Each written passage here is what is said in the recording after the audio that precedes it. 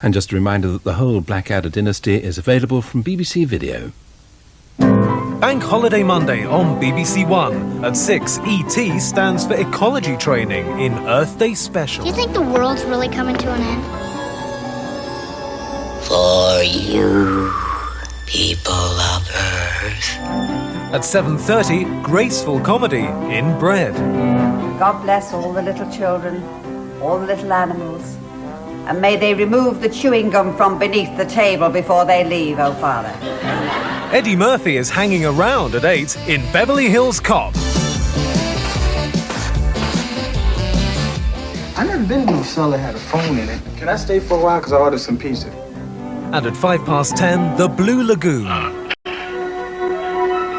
It's land! Land ho! When saved, I would never have believed it! Where two young castaways discover the mysteries of life and love.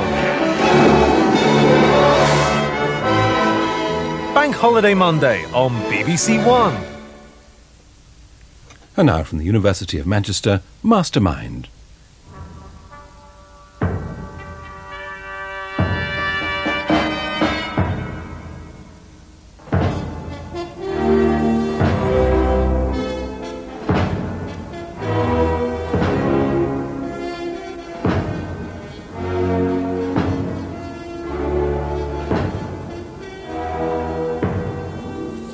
Hello and welcome again to the semi-finals of Mastermind 1990.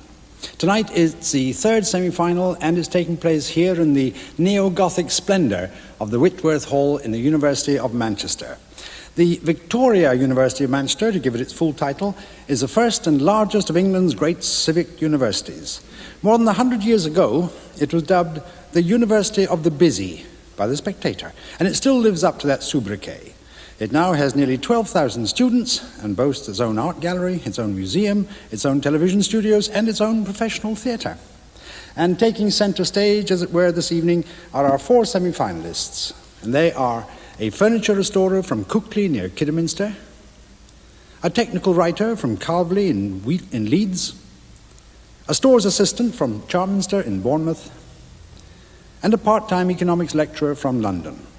And their chosen specialist subjects, and remember they must be different from the ones offered in the first round, are the canal builder James Brindley, the novels of Kurt Vonnegut, the Sun King Louis XIV, and the history of Test cricket. So, may I have the first contender, please?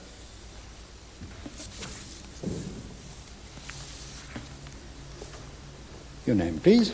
Bruce Watson. Occupation? Restorer of antique furniture. Now, in the first round, you took the history of English furniture. What is your chosen specialised subject for this semi-final?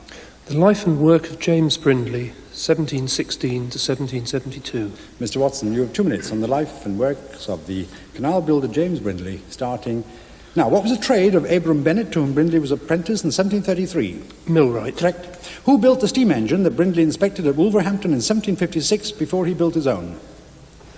Phineas Hussey? No, it was Newcomen. What is the name of the scheme by which the rivers Mersey, Trent, Severn and Thames were connected by canals? The Grand Trunk. The Grand Cross, I'm afraid. What is the product of the new mill at Congleton, where Brindley, as millwright, fitted machinery and eventually took over as superintendent of the works? Silk. Correct. What was the nickname which Brindley earned as a millwright, especially with his hydraulic power project at Clifton Colliery? Schemer. Correct. Which river does the Trent and Mersey Canal cross by means of a 12-arched aqueduct just northeast of Burton-on-Trent? Pass. Which of Brindley's proposed canal structures did engineer John Smeaton reputedly dismiss as a castle in the air? Oh, Harecastle Tunnel. No, it was Barton Aqueduct. What important commodity besides coal was carried as freight on Brindley's 6-mile Droitwich barge canal? Salt. Correct.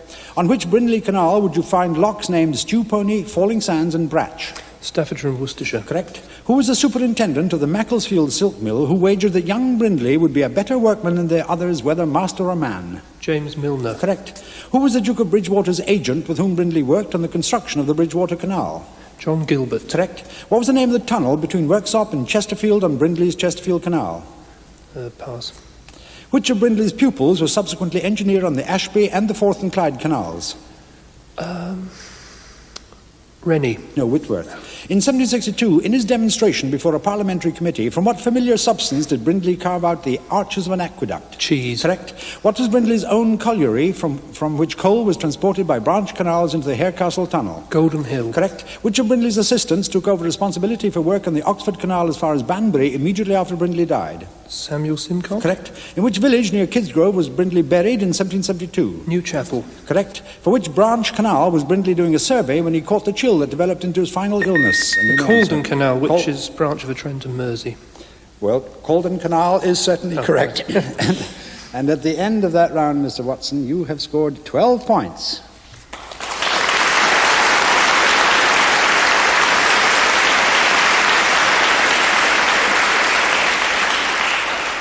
You passed on to the river which the Trent and Mersey Canal crosses by means of a 12-arched aqueduct just northeast of Burton-on-Trent is the River Dove, and the name of the tunnel between Worksop and Chesterfield on Brindley's Chesterfield Canal is the Norwood Tunnel. Thank you very much, Mr. Watson.